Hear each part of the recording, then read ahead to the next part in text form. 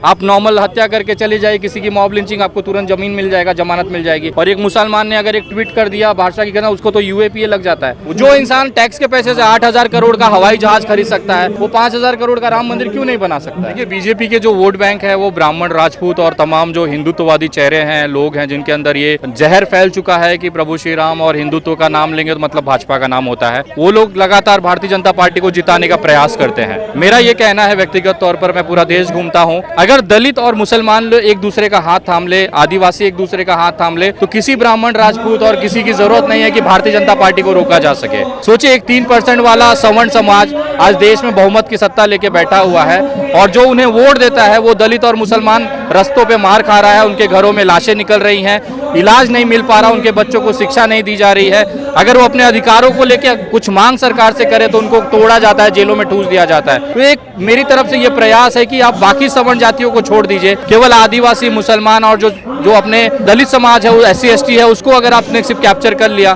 तो चीजें अपने आप से हम भारतीय जनता पार्टी को रोक सकते हैं 2024 में। लोग जो मुस्लिम से जहर उगलने के लिए हम लोग देखा है सोशल मीडिया में। देखिए, वो भारतीय जनता पार्टी के IT सेल है सर, उनका काम 2024 के बाद यही है कि लगातार आप जहर उगलिए, मुसलमानों को टारगेट करिए, ताकि हिंदुओं के अंदर ये बताया जाए कि देखिए हम मुसलमानों का नस टाइट कर रहे हैं। और ये चीज़ें इसलिए भी पॉसिबल है क्योंकि उनको ये बताना है, हिंदुओं में एक ऐसा संख्या है, जनसंख्या है, जिनको मुसलमानों को बचपन से ही नफरत सिखाई जाती है, उनके खिलाफ बताई जाती है।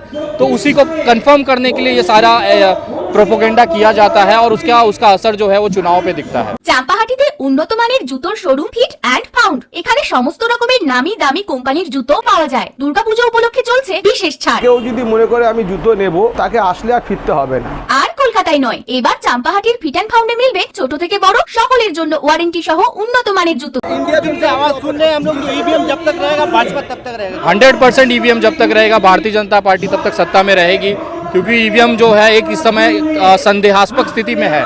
उसके ऊपर जो उसके मैन फंक्शन के ऊपर, उसके जो माइक्रो कंट्रोलर के ऊपर सवाल उठ रहे हैं, वो सबसे बड़ा सवाल है। बहुत बार मैंने इस चीज़ को लेकर बहुत सारे राजनीतिक दलों के राष्ट्रीय अध्यक्षों से मुलाकात की। मैंने उनको सबूत दिए कि सर, हम एक्टिविस्ट लोग हैं, हमने RTI की, हमने बहुत सारा डेटा अपने पास जमा किया, आप इसके आधार पे सुप्रीम कोर्ट में जनहित याचिका लगाइए, सड़कों पर उतारिए लोगों को। ये जो सबूत हैं, मैं अफवाहें या फिर शंका की बात नहीं कर रहा, मैं एविडेंस की बात कर रहा हूँ। वो एविडेंसेस को आप जनता तक पहुँचाइए, और उसके बाद शायद जनता जागरूक हो के अपने अधिकारियों के लिए सड़क पे आएगी। लेकिन तमाम जो विपक्षी दल है ना, उनकी करोड़ों की संपत्तियां हैं, काला धन है, जिसकी नस भारतीय जनता पार्टी के हाथ में है। वो खुले तौर पे मुझसे ये कहते हैं कि अगर हमने ये बात उठा दिया तो मेरा बहुत नुकसान हो जाएगा। मतलब ये ऑपोजिशन लीडर सब कुछ जानते हैं, सारा इंडिया अलायंस में जितनी राजनीतिक दल हैं उनको सबको पता है कि EVM के अंदर प्रॉब्लम क्या है, लेकिन वो इसलिए नहीं बोल पाते कि हम जैसे ही बोलेंगे तो हमारी जो काले धन से बनाई हुई जो साम्राज्य है वो भारतीय जनता पार्टी तबाह कर देगी। तो ये जहाँ तक ये EVM का मामला है वो चलता रहेगा, और मुझे ऐसा उम्मीद है कि कोई भी विपक्षी दल पूरे इंडिया के अंदर भाजपा के खिलाफ खड़े होने की हिम्मत नहीं कर रही है। मोदी बोल रहे हिंदू धर्म खत्म कर देना चाह रहे हैं, इंडिया छोड़। नहीं, ऐसा नहीं। देखिए, बोलने के लिए तो अभी बहुत सारी चीज़ें सुनने में आएगी।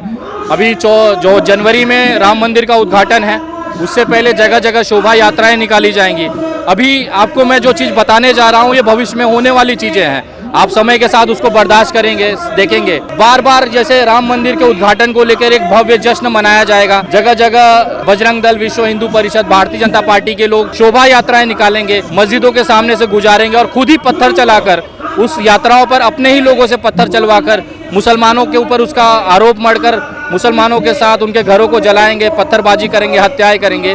तो ये जो 3 महीने हमारे पास है, अक्टूबर, नवंबर, दिसंबर और जनवरी, ये बहुत ही क्रूशल है इस भारत के लिए। इस समय जो तबाही और जो दंगे और जो लाशें आप सड़कों पे खून बहता देखेंगे, वो आपने पूरी जिंदगी में नहीं देखा होगा, ऐसा मैं दावे के साथ कहता हूँ। आम आदमी का टैक्स का पैसा ले करके मंदिर मस्जिद बनाना, ना स्कूल बनाना, ना हॉस्पिटल बनाना, मंदिर मस्जिद बनाना, आप किस तरह देखते हैं? देखिए, आपने वोट तो मंदिर बनाने के लिए ही दिया था। जहाँ तक भारतीय जनता पार्टी ने 2019 का चुनाव इसी के लिए लड़ा था कि हम राम मंदिर बनवाएंगे। जब राम मंदिर के लिए उन्होंने बहुमत हासिल किया तो राम मंदिर ही बनाएंगे।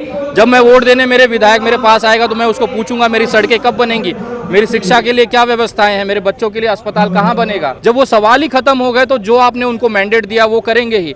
उनको राम मंदिर बनाने के लिए आपने बहुमत दिया तो राम मंदिर बना रहे हैं। उससे क्या फर्क पड़ता है कि वो भले टैक्स के पैसे से, जो इंसान टैक्स के पैसे से 8,000 करोड़ का हवाई जहाज खरीद सकता है वो 5,000 करोड़ का राम मंदिर क्यों नहीं बना सकता है। असम में एनआरसी हुआ, कुछ आदमी जो लीगल है वो बाहर चले गया, जो लीगल नहीं है वो अंदर आया। अब भाजपा की सरकार और भाजपा के आदमी ने कह रहा कि सारा इंडिया में अब एनआरसी लागू करना चाहिए। देखिए, जब चुनाव आता है उनका झुंझुना चालू होता है। 2018 में भी CNRC को लेकर उन्होंने शुरुआत किया, बिल पास किया, लेकिन अभी तक कुछ ऐसी एक्टिविटी नहीं हो रही है।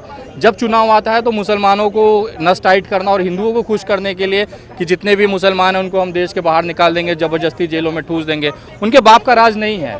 संविधान से चलता है देश। अभी हम संयम से बैठे हुए हैं कि हमारे लोगों पर आंच नहीं आनी चाहिए। आप संसद भवन में एक दूसरे को गाली दे दीजिए, आपस में पटक के एक दूसरे को माँ बहन कर लीजिए, हमें कोई दिक्कत नहीं। आप लोग नेता लोग हैं, आप करेंगे ही। सुबह लड़ाई करते हैं, शाम को मैंने जैसे अभी उत्तर प्रदेश विधानसभा में देखा था कि अखिलेश यादव जी और योगी आदित्यनाथ के बाप को लेकर झगड़ा चल रहा था कि तुम अपने बाप की अर्थी उठाने नहीं गए, तो अखिलेश यादव ने भी, योगी जी ने भी कह दिया कि तुम कौन से अपने बाप के सगे हो। और ठीक उसी दिन विधानसभा अध्यक्ष ने अपने घर में रात्रि भोज रखा और अखिलेश यादव और योगी आदित्यनाथ दोनों एक ही टेबल पर बैठ के खाना खा रहे हैं। तो ये राजनीतिक लोग हैं सर, इनकी बातों में अगर आप आएंगे तो आप इसी तरह से भटकते रहेंगे। भाजपा के उपदेष्टा विवेक टिकरवाल ने कहा है कि संविधान को चेंज करना चाहिए, कर सकते हैं। देखिए, उनके पास बहुमत है, लोकसभा, राज्यसभा, लोकल विधानसभा, उसके बाद कानूनी पूरा अमित शाह के पास है, पुलिस प्रशासन, CRBC है, सब उनके पास है। लीगल में भी अधिकतर जो जज हैं उनको फेवर करते हैं।